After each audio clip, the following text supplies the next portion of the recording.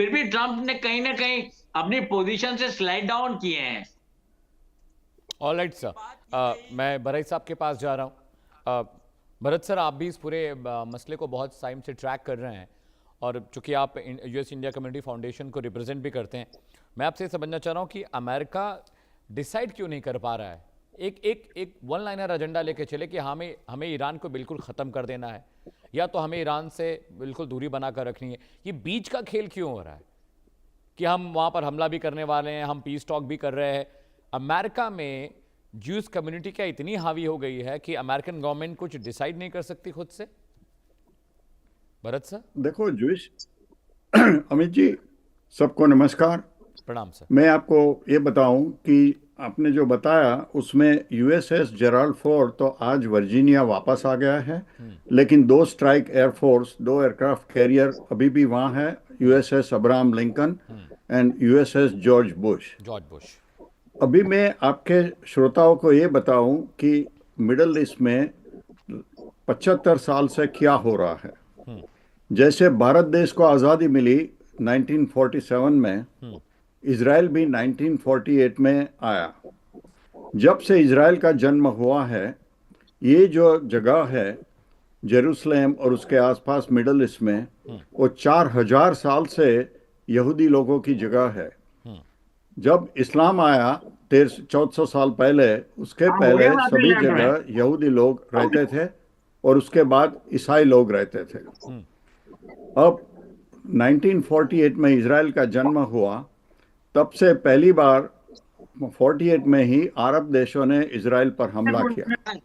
उसके बाद 1956 में, उसके बाद 1967 में 1967, उसके बाद 1973, उसके बाद 2002 और 1982, उसके बाद 2002, उसके बाद 2006 और उसके बाद 2008 और 2023 में इजराइल पर हमले किए गए। तो आपको जो देखना है वो उसी तरह देखना है कि ये छोटा देश है 8550 स्क्वायर माइल पर, जिसकी आबादी अभी 10 मिलियन हुई है, उसके पर 10 वॉर लाए गए हैं। दूसरा, जब से आयतोला रेजीम आया है 1979 से, तब से सब आयतोला बोल रहे हैं हम इजराइल को नष्ट कर देंगे, हम परमाणु हथियार बनाएंगे और जैसा ही परमाणु हथियार बन गया हम इजराइल पर डालेंगे और इजराइल को नष्ट कर देंगे। एक दिन पहले जो नए आयतोला है उसके बेटे, उसके जो पर्सनल असिस्टेंट थे, उन्होंने बोला कि जैसा हमारे पास परमाणु हथियार आ गया हम इजराइल को नष्ट कर देंगे। दूसरा ये है कि जब से आयतोला रेजीम आया है तो मिडल ईस्ट में उन्होंने टेररिस्ट बनाए हैं, हमास, हस्बुल्ला, इस्लामिक जिहाद और हुथी। वो कहाँ से आए? उसको पैसा कौन देते हैं, उसको शस्त्र कौन देते हैं, उसको ट्रेनिंग कौन देते हैं? ईरान। तो ईरान खतरा इजराइल के लिए तो है ही। अगर आप बोलोगे कि हम 1 करोड़ यहूदियों को मार डालेंगे परमाणु हथियार डालकर, तो वो कैसे चुप बैठेगा? अगर कोई मुझे बोलेगा कि मैं आपको मार दूंगा गोली, तो मैं कैसे चुप बैठूंगा? मैं तो अपने लिए कुछ करूंगा। तो जो मिडल ईस्ट में वॉर चल रहा है उसका बेसिक कारण क्या है? ईरान जब से आया है आयतोला हमेशा कह रहा है कि हम इजराइल को ख़त्म कर दें, इजराइल को ख़त्म कर दें, और करने के लिए उन्होंने परमाणु हथियार बनाने चालू कर लिए हैं। 60% एनरिचमेंट यूरेनियम बनाया है, उसके पास कभी 450 किलोग्राम एनरिच 60% यूरेनियम भी है। दूसरा, उन्होंने अपना पैसा जो ऑयल से कमाया, Iran 5 million barrel oil export कर रहा था, उसके पैसे से उसने क्या किया? अपनी प्रजा के लिए नहीं किया।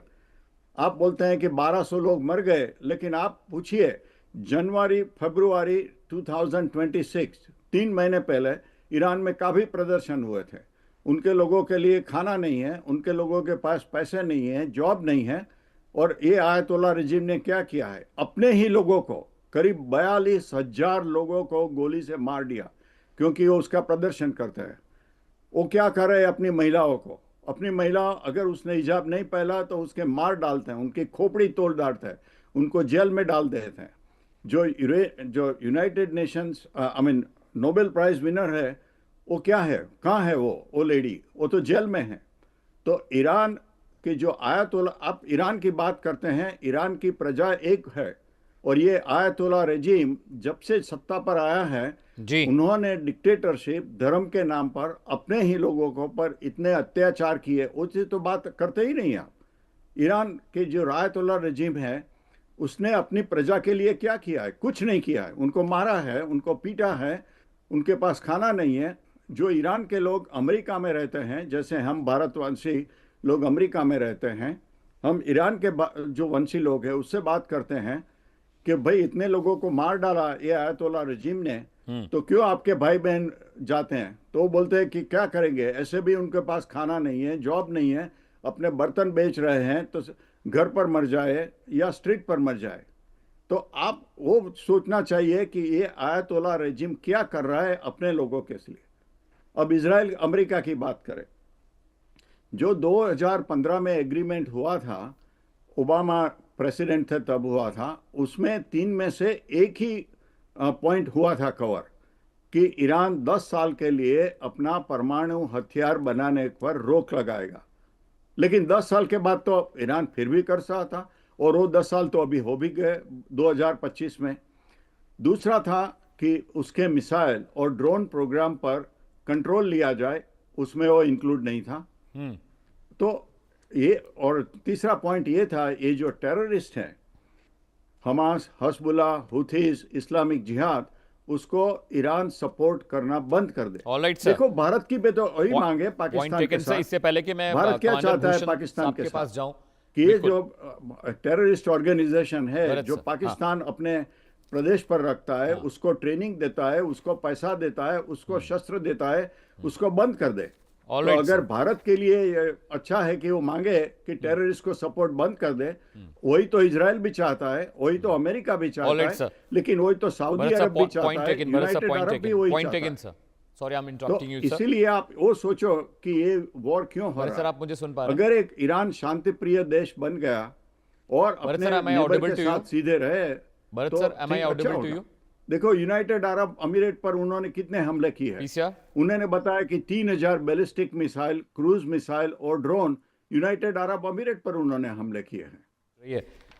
गयूर साहब, मैं आपके पास आ रहा हूँ। इससे पहले कि मैं कमांडर साहब के पास जाऊँ, भूषण दीवान जी के पास, आपने सुना कि भरत सर ने क्या बातें कही हैं ईरान के बारे में। तो पहले मूलभूत चीज़ें तो मुझे लगता है सुधार लेनी चाहिए। और मेरा एक सवाल ये भी है आपसे गयूर साहब कि एक 5 साल के बच्चे को क्या पता कि अमेरिका ईरान के जंग के बीच आइडियोलॉजी क्या है? वो 5 साल का बच्चा क्यों भुगत रहा है खलीफा की बात के?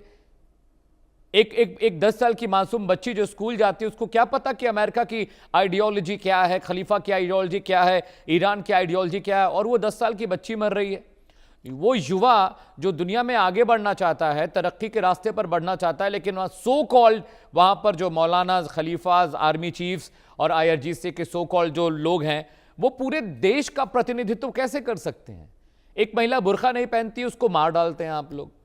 और ऐसे हजारों वीडियो आए गयूर साहब जिसमें इस बात का जिक्र था कि लोग चाहते थे कि खामनेई साहब सत्ता से हटें, क्योंकि वहां पर तबाही बर्बादी मचा रखी थी उन्होंने आवाम के बीच, जनता के बीच। गयूर साहब, तो 4-6 हजार 2,000 लोग कैसे करोड़ों लोगों की नुमाइंदगी कर सकते हैं इंटरनेशनल प्लेथोरा पर? सर गयूर साहब, मैं जवाब दे दूं, बातें बहुत हो गई, लेकिन मैं आपको एक जवाब दे दूं। पहली बात ये कि ईरान में कोई खलीफा नहीं है, ईरान में डेमोक्रेसी है, लोग अपना नुमाइंदा चुनते हैं, लोग अपना नेता क्या चुनते बात कर हैं, रहे हैं लोग आप? अपनी सरकार ये चुनते कब हैं। हुआ वहां पे? गयूर जी, मौलाई साहब, वो ये बात कब कर हुआ रहा हूं, वहां पर? वो बात कर रहा हूं जो हकीकत है। ईरान अरे में ये चुनाव कब हुआ? होता ये तो है, ईरान ये में डेवलपमेंट तो मुझे पता ही नहीं कि वहां पर लोकतंत्र है। मनन द्विवेदी, सर, अगर Do you आपको know नहीं this? पता है, अगर आपको नहीं पता है तो आप नॉलेज हासिल कीजिए, मनन पढ़िए। Dwivedi, do you know Iran this कि को वहां पर लोकतंत्र है? महिला बुर्का नहीं पहनती, उसको मार दिया जाता है। सड़कों पर पब्लिक को आप लोग जानवरों की अभी तरह बता काट रहा हूं, देते हैं। सुनिए सुनिए सर, ये कब हुआ? सोर्स देंगे वहां के जहां राष्ट्रपति कहा जाता है कि- सिर्फ एक लेबल, एक स्टिकर है सर। बोलने का मौका सारे दीजिए। फैसले मोस्तफा खामनेई अमित सर, लेते आए मुझे इतने बोलने का सालों मौका में। दीजिए। इस्लामिक बोलने का रेवोल्यूशन मौका के बाद दीजिए से आप, वहां पर एक ही सत्ता चल रही थी, मुझे मोस्तफा खामनेई मौका के दीजिए। पिताजी, उन्हीं की सत्ता थी, IRGC, अमित और सर, वही मुझे चल रहा था। राष्ट्रपति तो वहां पे कुछ है ही नहीं सर, क्या बात कर रहे हैं बोलने आप? का मौका दीजिए, लोकतंत्र। आप मुझे बोलने का मौका दीजिए। बिल्कुल बोलिए सर। आप वेस्टर्न के चश्मे को हटाकर ईरान को समझने की कोशिश कीजिए। अपने इंडिया से ही कई मीडिया हाउस ईरान पर आए थे, ईरान में जो ग्राउंड रिपोर्टिंग करके गए हैं, द रेड माइक देख लीजिए, TV9 भारतवर्ष देख लीजिए और दूसरे लोगों को सुनिए। ईरान को अगर समझना है तो ईरानी सोर्सेस से और उन लोगों से समझना होगा जो यहां जमीन पर काम कर रहे हैं, वेस्टर्न मीडिया की तर्ज पर नहीं। जैसे अभी हमारे सीनियर भरत साहब थे, ये बता रहे थे कि ईरान कह रहा है जैसे ही हम परमाणु हथियार बना लेंगे हम 1 करोड़ यहूदियों को खत्म कर देंगे। जरा इनसे पूछिए कि इस मिडिल ईस्ट में इसराइल के बाद जो सबसे ज्यादा यहूदी हैं वो अकेले ईरान में हैं। और आप इस वार के कोई एक एग्जाम्पल दे दीजिए कि यहाँ किसी यहूदी को सताया गया हो, किसी यहूदी से सवाल हुआ हो कि भाई तुम्हारा धार्मिक मुल्क हम पर हमले कर रहा है। दूसरी बात इन्होंने कहा कि ईरान परमाणु